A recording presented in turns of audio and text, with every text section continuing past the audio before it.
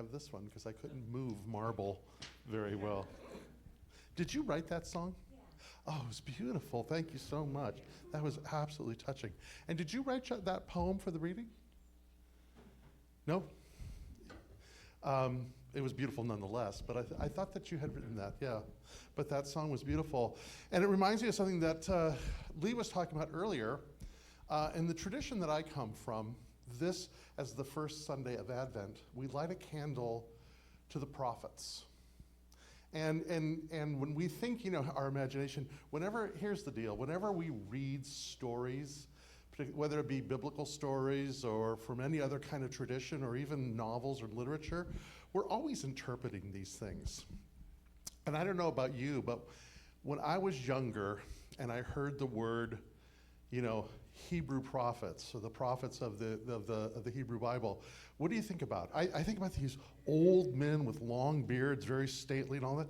But really what you should be thinking about is people like Bob Dylan or Lee, because the ancient prophets were poets. They were kind of sort of rock stars. They were, a prophet isn't some kind of Dumbledore, it was written and we're going to fulfill this kind of prophecy. They were more social critics. They were apocalyptic in the sense that they spoke about how things were, and if we continue going down the path that we're going, where we're going to end up. But they also created imaginations of what is possible. So we live in prophetic times. We live with people like Lee and Rhea and Bob Dylan and Jimmy Cliff and anybody and everyone else that is an artist or a poet, because they come from the prophetic tradition. So light a candle today for those who inspire you to look at things from a different kind of perspective, because that's the prophetic tradition. Not these grumpy old men, with big stone tablets in their hands saying, do this and do that and do that. It's not that at all. I have a lot of energy about Advent. It's one of my favorite times of the year. It's a very ancient thing, and something that I talked about last week a little bit is, it was at the time of the Protestant Reformation that we began, and not to badmouth Protestants, because I'm truly not, but having been educated by Jesuits, those Protestants. So anyway, but my point is that something that early Christendom figured out is that no one likes to go to war during a festival. You'd rather eat and drink and be merry. And so what the early ancient church did is to keep people from killing each other. They had festivals for everything. There was St. Bridget's, there was Christopher, there was this, there was that, Advent, Lent, you name it. And so you can't go to war during Advent, for goodness sakes. We have candies and sweets and mulled wine, and Aunt Harriet's going to be here. And so what we see is that there is a secularization of even what we celebrate as a way to support empire and expansion and militarism and all that does. And so, I have a charge on this, and today I'm going to speak kind of nerdy and kind of personal, because I'm kind of working at my own self, because it's the first Sunday of Advent, and I grew up with candles and ceremony and all this other kind of stuff, because it evokes an imagination of something that is possible. But sometimes we don't have that. Like today in the world that we're living in, those ideas are really kind of stripped down to the bare bones, or they have been so corrupted that they're almost offensive because of backstories or traumas or whatever the case may be, which is unfortunate. And so I kind of look at it as a way of sort of rehabilitating in the small way that I can, my voice in how these do. And so when I think in terms of kind of where we are, And I think to myself, what are the stories that bring hope? What are the stories that bring imagination? In a world that, if we're not careful, can really take on the appearance, and I'm speaking to myself here, can take on the appearance of a horror show with things, you can't believe that people would do those things to other kinds of people, and to do it individually or personally or whatever the case may be, and it just strikes me. And so there's a part of this, and maybe you experience it as well, that sometimes I feel like an exile. I feel like the outsider looking in and think to myself, what's going on here? What is all this crazy stuff? And it's not kind of what I thought was going to happen or where I imagined the world would be. And it's kind of a time of somewhat loneliness in that sense, because you realize that you're just barrage, and every conversation at every party is going to something about, with one more atrocity or one more thing. So an image that I start with, and this is where the minister gets nerdy, an image that I start with is the opening of the prophet Ezekiel. And the opening of the prophet Ezekiel, if you've ever read it, is fascinating because it is very almost psychedelic. Here is this young man who is in exile in Babylon. He is an artist, he is a poet, he is a songwriter, he is a prophet. And he was part of the intelligentsia that had been dragged off to Babylon during the latest conquest of Israel. And he's living there on the banks of the Euphrates, in deep despair. And he has this vision coming across the desert of this huge chariot, and there's wheels within wheels, and there's these angelic beings that are just hard to even imagine, and some kind of character sitting on a throne on this huge thing that's coming across the desert. And he's having this incredible vision. But here's the thing that's so radical about that vision, is up until that point, the ancient Hebrew people, if you wanted to talk to God, you went to the temple. And you paid a priest, and you had a sacrifice, and you did those kinds of things because that's what one did to appease or to kind of communicate with that particular God. But here, this God is coming to you. This God comes to you in your exile. It is not a place that you have to go, but simply an opportunity to be wherever you are and receive. I have an acquaintance of mine who's a theologian. She's a beer camper, but she's a theologian to boot.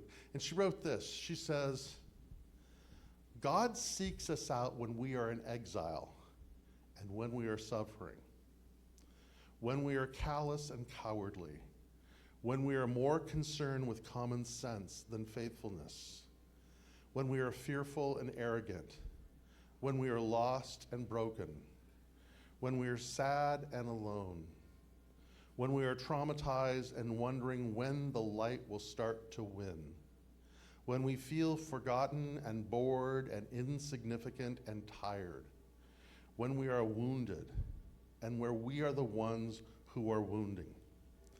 Wherever we are, however we find ourselves, it's not like we have to go someplace or create something or do something other than just be present and see what comes to us.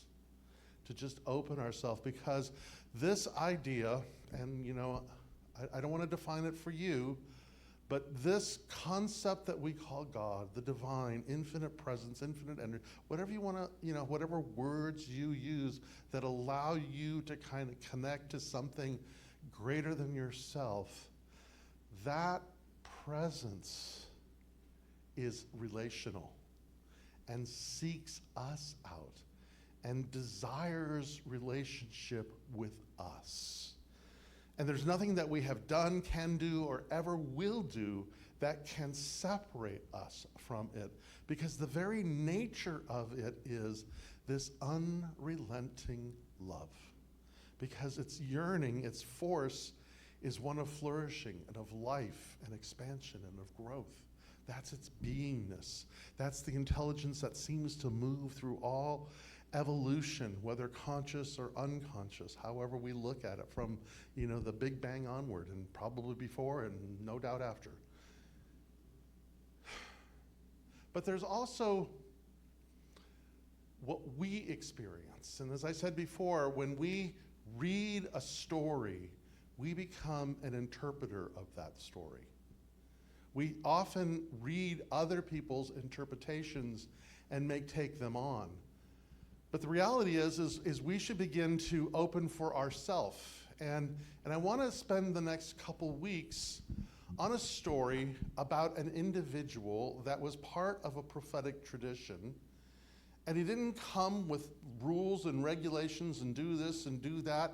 He didn't come with aspirations of becoming the next Pharaoh, a better Pharaoh, but with this idea of, if we want a different world, then we have to become different humans. And I think about that, I think about that when I look at my dogs. And you've heard Rollo's stories and Nikolai's stories and Baloo's stories probably ad nauseum.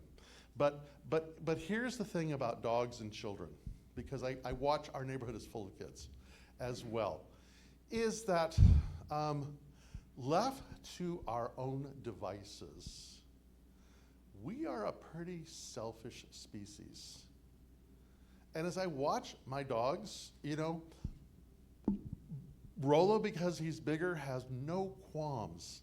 If there's a water bowl, that he gets to drink first. If there's food, he gets to eat first. If there's something and he wants it by virtue of the fact that he's bigger and better, he gets it. And that's not a judgment. He's not a bad dog for that. But what we try to do is we try to do something called domestication that says, Rollo, it's not nice to bite the neighbors. Rollo, don't eat the neighbor's cat. Don't do these kinds of things. And this is how we all learn to live together harmoniously. But we do the same with us. We do the same with children. There's a civilizing part of what it means to live together. And this is a story of religion. It is, there's, and I don't want to, I got some really interesting feedback, and I would love to have this conversation between spiritual and religious.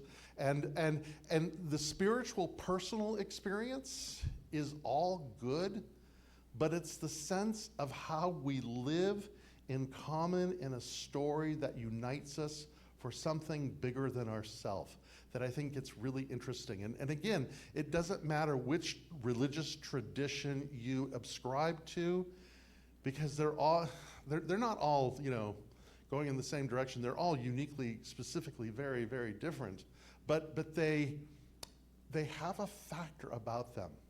And to get kind of nerdy, this all kind of started about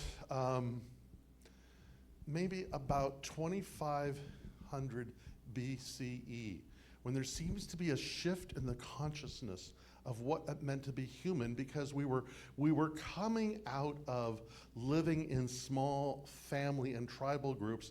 We were getting to be in larger groups, and where two or more are gathered, there's Rollo. I'm first. I get it. I get to have it, And it's like, well, how do the rest of us kind of live? Let's have a unifying story of what that is. And to tell the Jesus story, it's really important to put it into context. Now, again, I'm not trying to convince anybody of anything at all.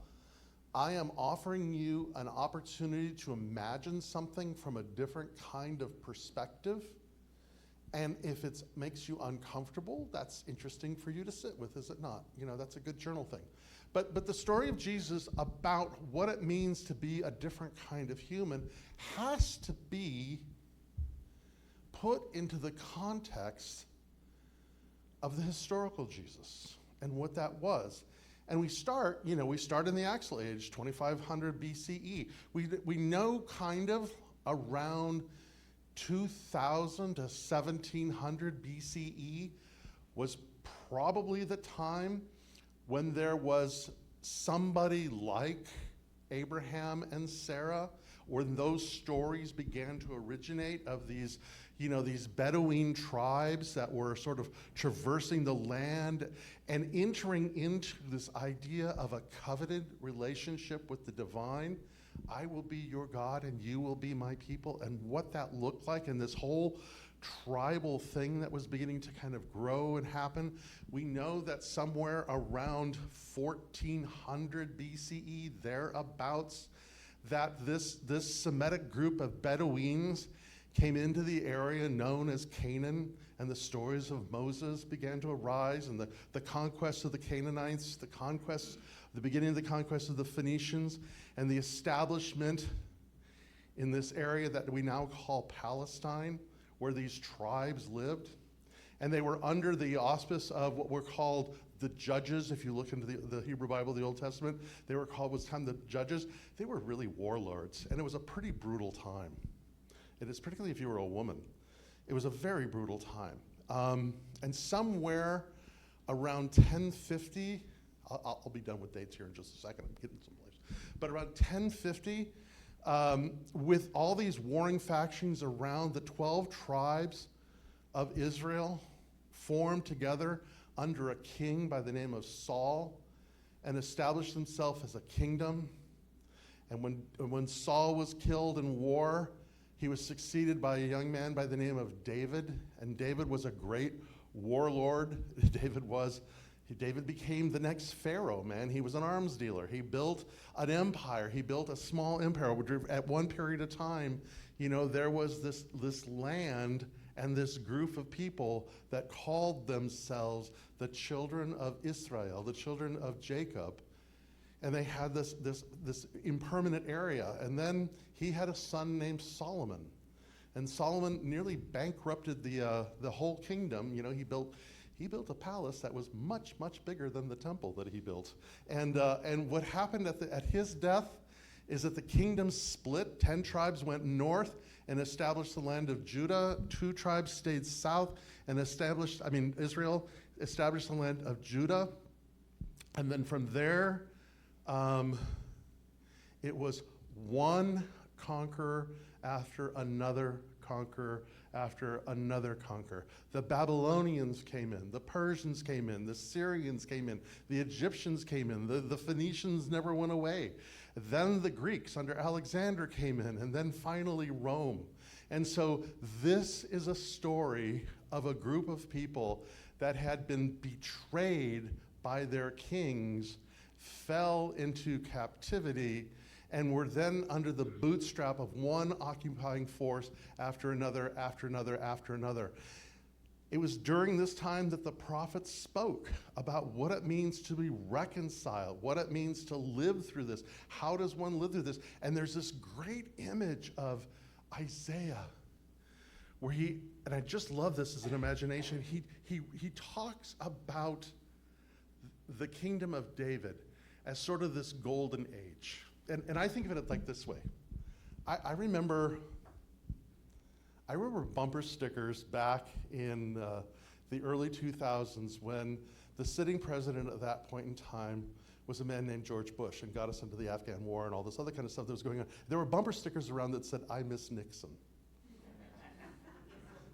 And essentially what that means is we have a tendency to romanticize the past as, oh, it was much better then, right? It was much better when they were there. And that's kind of what we projected onto David. It was much better when David was king because it was, so we romanticized this whole idea. And so Isaiah has this image where he says, from this tree stump that we would call the tribe of Jesse, where David comes from this tree that has been chopped down, to this land that has been occupied, to this group of people who have been living under the bootstrap of one occupying force after another, after another, after another, after another, there's this sprout that's growing from it. There is a promise. And kind of like us, sometimes we feel down and down and down and down and down, but we think there's a promise. But the promise was always that there would be some kind of Messiah who would come and deliver them from occupation to occupation to occupation to occupation, always doing the same thing. We will rise, we will have a new Pharaoh. He will be a better Pharaoh. He will be a stronger Pharaoh. He will be a just Pharaoh. But let me tell you, if you look at the world today, nothing has ever changed.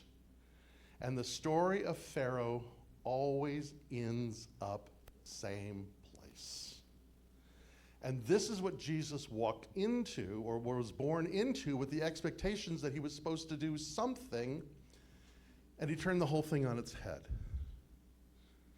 Because he says it's not about that way of living anymore. For you and I, and the world that we want to imagine and what we want to envision, it doesn't come from that. It never has, and it never will. We can never impose goodness. We can never legislate justice. It's just not in our nature. We're like Rollo. And so there's what is the unifying story then that says, maybe I can transcend this? And that is the hope that you and I are invited to work with.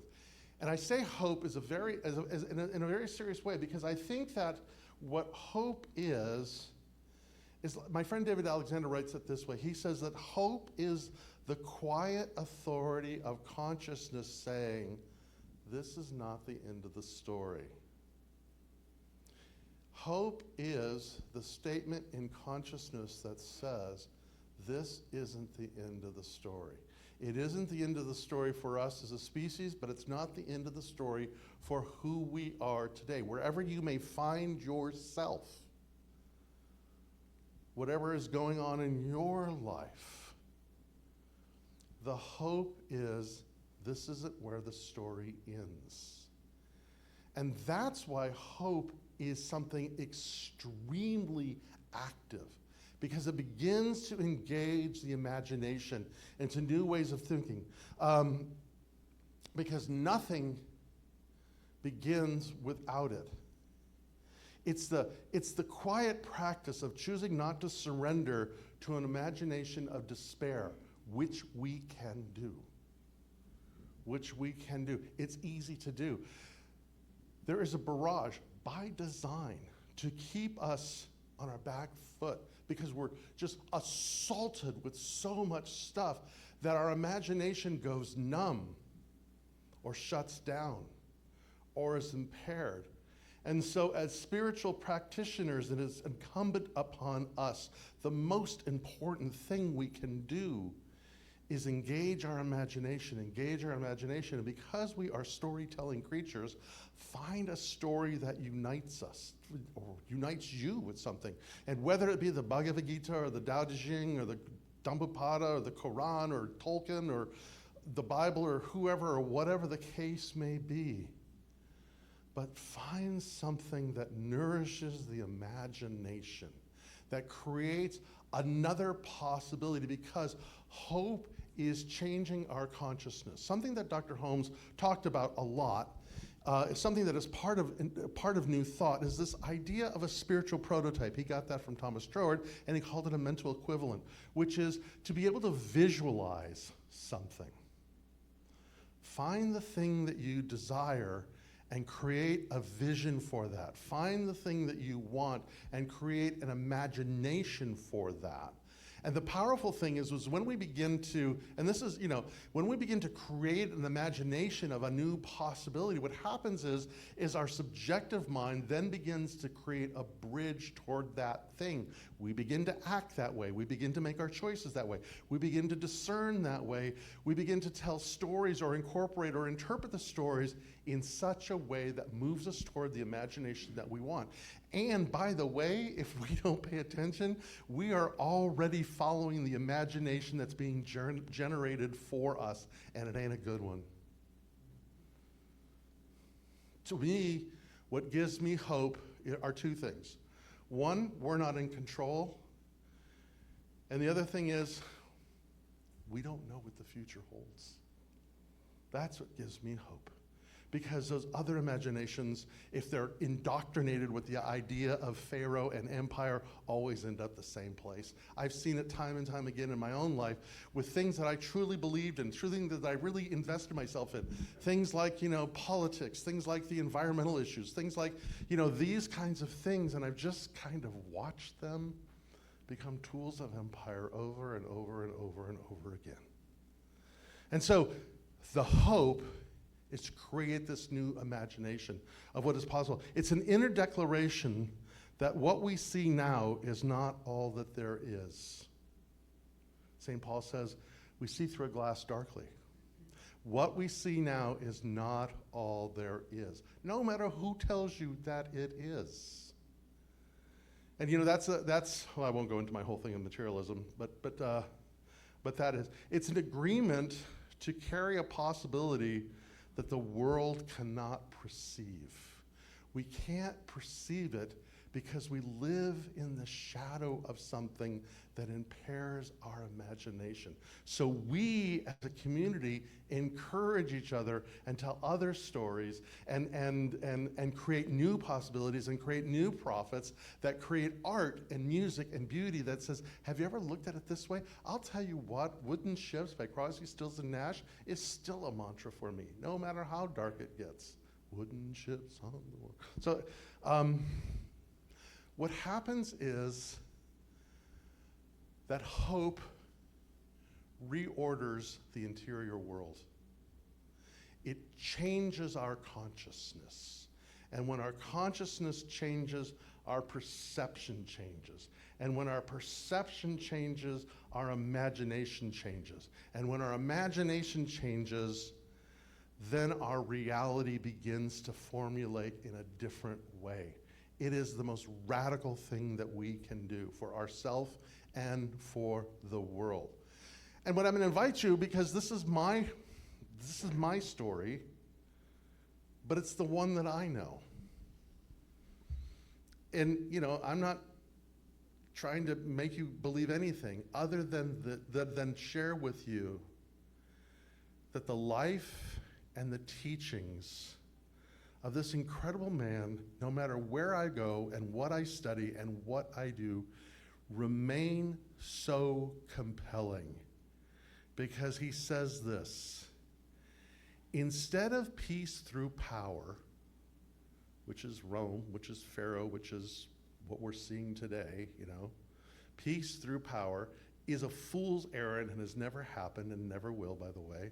But instead of imagining peace through power, what if we imagine peace through forgiveness, through welcoming, through practicing?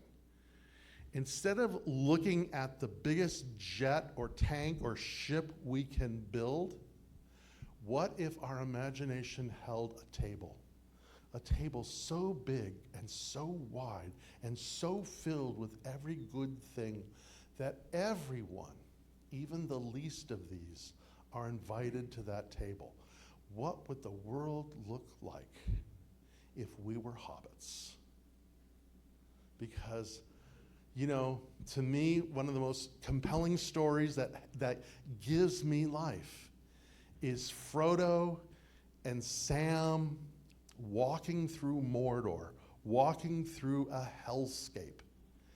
And they talk about the thing that matters most is being back in the Shire, sitting with friends, sharing songs, eating food, drinking ale, enjoying themselves.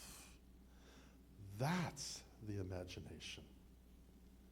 It's not power, it's not buildings, it's not military prowess, but it is a table set, we're all invited.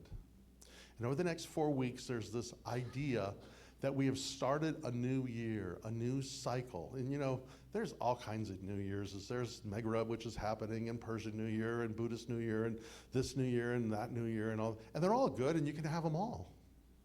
Because what does this cycle bring for you? What does that cycle bring for you? What do you want to start now?